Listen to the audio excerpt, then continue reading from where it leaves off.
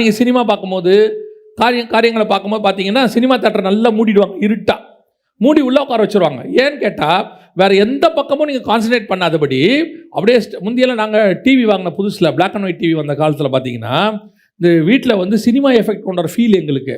ஏன் அந்த எஃபெக்டை கொண்டாந்தாங்கன்னு கேட்டிங்கன்னா, பார்க்கும்போது எந்த கான்சன்ட்ரேஷனும் வெளியே போகவே கூடாது. முழுக்க நம்முடைய மைண்ட் எங்கே இருக்கணும்? அந்த ஸ்க்ரீனில் இருக்கணும். இப்போ கூட ஷாப்பிங் மால்லாம் போங்க, எந்த இடத்துலையும் பாருங்கள் ஜன்னலே இருக்காது. ஒரு ஷாப்பிங் மாலில் கூட நீங்கள் பாருங்கள் விண்டோன்னு ஒன்று இருக்காது. நீங்கள் உள்ளே போகிறீங்கள எல்லா பக்கமும் ஷெல்ஃபு தான் இருக்கும். ஷெல்ஃபாக அடுக்கி வச்சுருப்பாங்க. அந்த ஷெல்ஃபில் பொருளெல்லாம் இருக்கும். எந்த பக்கம் திரும்பினாலும் பொருள் இருக்கும். ஒரு ஷாப்பிங் மாலில் கூட நீங்கள் விண்டோ பார்க்க முடியாது. காரணம் என்னென்னா, உங்களுடைய மொத்த கான்சன்ட்ரேஷனை எங்கே கொண்டு வரான்?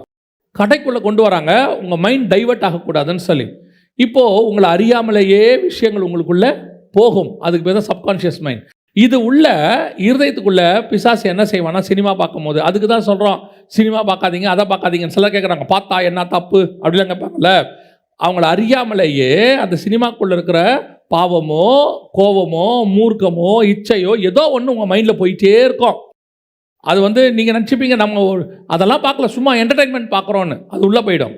அதுக்கு பேர் தான் இருதயத்தை திறத்தல். உங்கள் இருதயத்தை திறந்து ஆட்டோமேட்டிக்காக பிசாசு என்ன செய்கிறான்? உள்ளே போடுறான். ஆனால் கர்த்தர் அந்த வேலையை செய்ய மாட்டார். ஏன் செய்ய மாட்டார்னா, நம்ம கான்ஷியஸ் மைண்டில் அவர் அக்செப்ட் பண்ணணும்னு அவர் விரும்புகிறார். நம்மளை மயக்கம் கொடுத்து நம்மளை வந்து அவரை ஏற்றுக்க வைக்கணும் அவர் விரும்பவே இல்லை.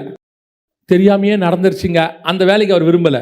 அதனால தான் வசனம் சொல்லும், இருதயத்தில் விசுவாசித்து வாயில் அறிக்கை பண்ணால் தான் ரட்சிப்பு. நான் தெரியாமல் ரட்சிக்கப்பட்டேங்க, எனக்கு ஒன்று தெரியவே திடீர்னு ரட்சிக்கப்பட்டேன் அப்படின்னு ஒன்று இருக்கவே இருக்காது. நீ வாயில் அறிக்கை பண்ணி இருதயத்தில் விசுவாசித்து ஏற்றுக்கொள்ளணும். அதாவது கான்ஷியஸ் மைண்டில் இருக்கணும்னு அர்த்தம்.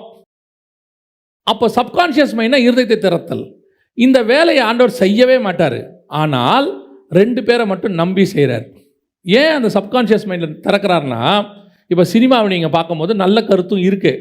எப்போவுமே உலகத்தில் இருக்கிறதுல வெறும் தீமையும் கிடையாது, நன்மையும் அதில் கொஞ்சம் கலந்துருக்கும். அதனால தான் மனுஷன் என்ன பண்ணுறான்னா, அந்த நன்மையை மட்டும் பார்க்குறான், தீமை என்ன செய்ய மாட்டான்? பார்க்க மாட்டான். ஆனால் ரெண்டும் அவனுக்குள்ளே போகும். அவன் அறியாமலே ரெண்டும் உள்ளே போகும். போக போக போக ஒரு நாள் இவன் பார்த்த நன்மைக்கு தாக்கா தீமையும் உள்ளேருந்து வெளிப்படும். அதனால தான் ஆண்டவர் என்ன செய்கிறாரு, நம்முடைய சப்கான்ஷியஸ் மைண்டை யாரை நம்பியும் திறக்கிறதில்ல. இப்போ நான் பேசுகிறேன்னு வச்சுக்கோங்களேன், உங்களுடைய சப்கான்ஷியஸ் மைண்டை திறக்க மாட்டார். கான்ஷியஸ் மைண்டில் தான் இருக்கும். நீங்கள் உட்காந்து கேட்டுக்கிட்டே இருப்பீங்க. கேட்டுக்கிட்டே இருந்துட்டு எது தேவையோ அதை எடுத்துக்கிறீங்க, எது தேவையில்லையோ அதை உங்கள் வியூவில் உங்களுக்கு இது தேவைன்னு போது எடுத்துப்பீங்க, தேவையில்லையா விட்டுருவீங்க.